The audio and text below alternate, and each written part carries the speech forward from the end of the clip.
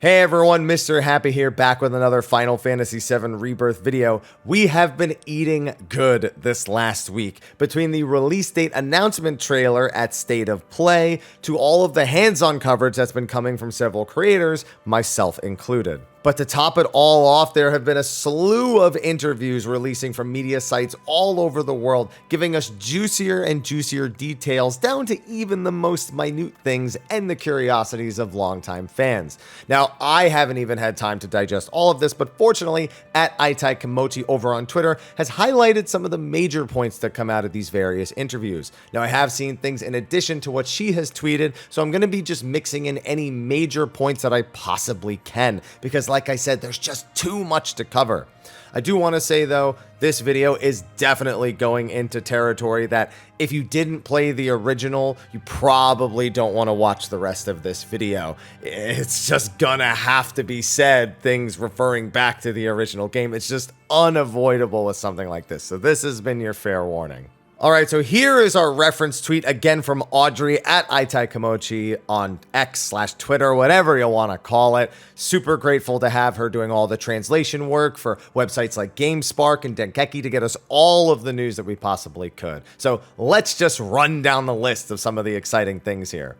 First off, the main story of Final Fantasy VII Rebirth will take about 40 hours to complete, and with side content, it racks up to 100 hours. Now, I remember Remake probably getting 100% in a single normal mode playthrough in roughly 40-ish hours, so this seems to be more than doubling the amount of content in a singular playthrough. Now, that is, of course, assuming that this 100 hours is only on the normal difficulty. It's worth assuming that hard mode will be returning, though I've seen no official news regarding that particular statement, which means we're looking at hundreds and hundreds of hours of Final Fantasy VII Rebirth, should you desire it. This is especially special to me because when I was brand new to the Final Fantasy franchise, that's really how long it felt like these games took to play. When you go back and play now, you can maybe finish them in 30 hours, maybe 40 if you're taking your time, and that's really satisfactory. But the thought of these hundreds of hours that I'm going to be spending on the game between content creation and playing through normal mode and the story and the discussion, that's numero uno. We always wonder this about RPGs, so we're off to a good start. Now, getting into some more specific details, the next note is that the Gold Saucer date scene will have the same-sex and opposite-sex options. Now, in the original game, you don't really have a choice about who you date necessarily. There's a hidden relationship meter, something that was also in Remake based on decisions you make up to this point, and that is usually what would determine your date. Now, it's not made completely clear here, or if we will actually get a direct choice, but either way, they're just saying they haven't limited the scene from the original in any way. This is one for one how it was back then, and it's just continuing down that trend. Speaking of the Gold Saucer, they also confirmed that it has been remade identically. It has 7 different areas in it, just like the OG, and all the areas that you've come to expect to see. Now, going on to some of the characters that are going to be introduced, we are going to be getting the rest of the main cast of Final Fantasy, at least in our vicinity when it comes to Final Fantasy VII Rebirth. Much like with Red 13 and Remake, there will be some characters that only appear with the party and fight alongside the party, but are not directly controllable. They are the two that most people predicted they would be, in that of Vincent and Cid, who show up so late into the game that they didn't want the player to have to learn something to only use it towards the end. I'm personally not for this type of design. I understand why they do it, but I just disagree. I disagreed with Red not being playable in Remake, and I will disagree with this bit here. I want to play as Vincent, and don't say go play Dirge of Cerberus. Don't do that. And Cid, I thought maybe with Intergrade Sinon that there would be some transference over into Cid, and maybe that will be true in the third game, but I was really hoping for it to mean that it would also be in the second game. So, little disappointed by that news, but it's not surprising given what happened with Red in Remake. Speaking of Vincent, I feel like this should have to go without saying, but Vincent and Yuffie will be fully incorporated into the story and given a lot more depth to their character relations. This shouldn't surprise anyone, but Given Yuffie and Vincent were optional in the original Final Fantasy VII, some people still thought, oh, maybe they won't be mandatory here. The only reason they were made optional in the PlayStation 1 era is because of time and development constraints. They just couldn't finish that aspect before the release deadline, and so they had to just make sure their stories and things were present without making them absolutely mandatory for the team. That would have required a lot more, not forced, but they would have been forced themselves to add a lot more interaction between the characters outside of what is actually present. Here, though, they are going full-blown as we expected them to. Now, the next bit covers a lot of stuff in the story, and some of this we already knew, and some of it isn't really news as a whole. It's more like developer comments. For example, Nomura just won't comment about people's theories regarding parallel or multiple universes, timelines. He doesn't want to speak about it in particular. He just wants people to play the game. We all have somewhat of an idea of what's going on, but I think we need just a few finer details to tie things up and really understand what the scope of this whole Zack returning thing and Zack being alive, most likely in an alternate timeline style situation. But we don't know anything for certain, so continue to speculate away. And then we also get some repeats of comments that we have heard in the past. We heard a long time ago that Rebirth was actually going to follow the events of the original pretty tightly. Like, all the things we expect to happen are still absolutely going to happen, but as is evident with things like Zack being alive, there are going to be some major surprises as well.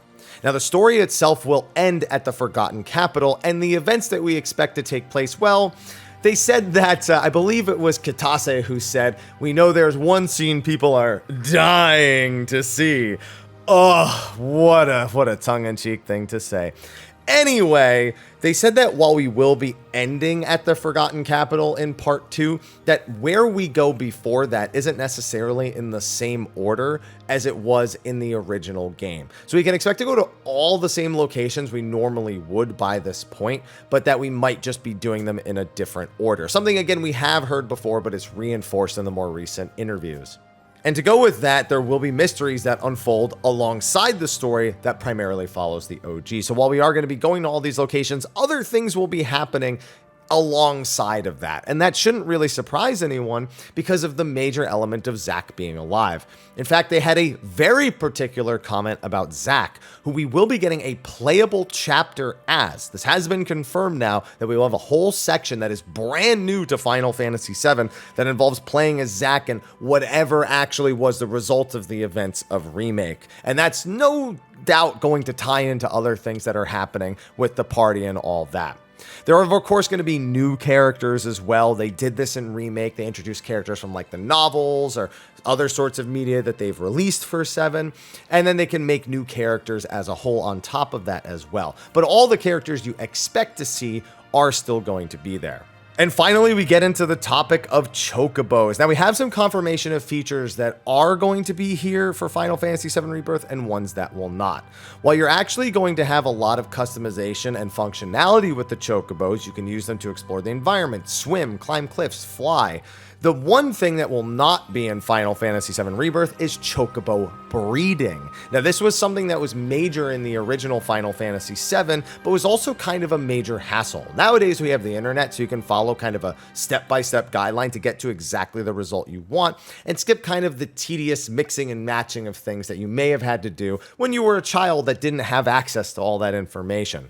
That being said, they did make sure to say that the system for capturing Chocobos and enhancing them is going to be something that plays a major role, specifically when it comes to Chocobo racing in the Gold Saucer. They are going to have different armors with different stats that will actively affect how your Chocobos perform in those races. So there's still going to be a lot of Chocobo-centric content, even though you won't be catching and breeding them to try to make that perfect beast of a bird.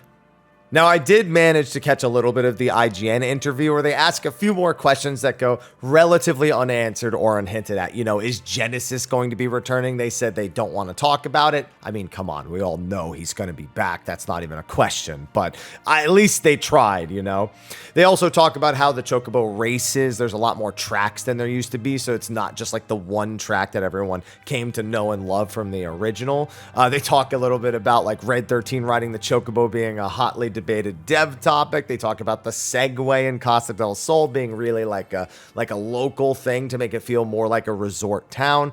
And then they just do a few allusions of why is it called Rebirth. And they said it's a sentiment of reimagining or recreating, and then refuse to mention whether or not the Whispers of Fate will even be returning in Rebirth. I am personally on the fence about whether or not they will, but to me it seems almost like an inevitability. It just depends on how they're going to be fully explained when we understand everything we need to understand about the world and lore of this expanded version of Final Fantasy VII with Remake and Rebirth.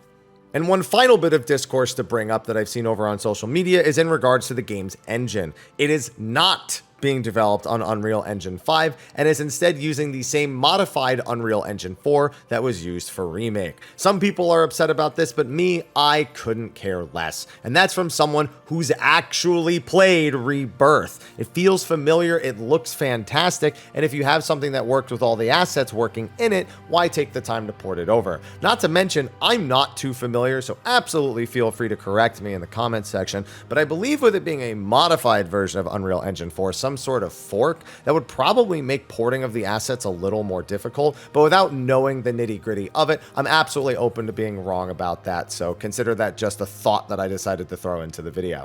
Now, I am sure there are so many details that are missing, and I'm sure some of you have been ravenously consuming it all. Those of you who I envy because I haven't been able to sit down to do anything but record videos for the past week, and it doesn't look like that's going to be stopping anytime soon. If I missed something that you think is of particular interest, be sure to put it in the comment section of the video below. But also, be sure to like, favorite, subscribe, and share. We're going to be covering tons of Final Fantasy VII and Final Fantasy VII Rebirth related news, and I always like to cover all the Square Enix stuff and Final Fantasy stuff anyway, so if you're a fan of all that, then you belong in this channel all the same. Anyway, with that, I will see you in the next video, and until then, take care.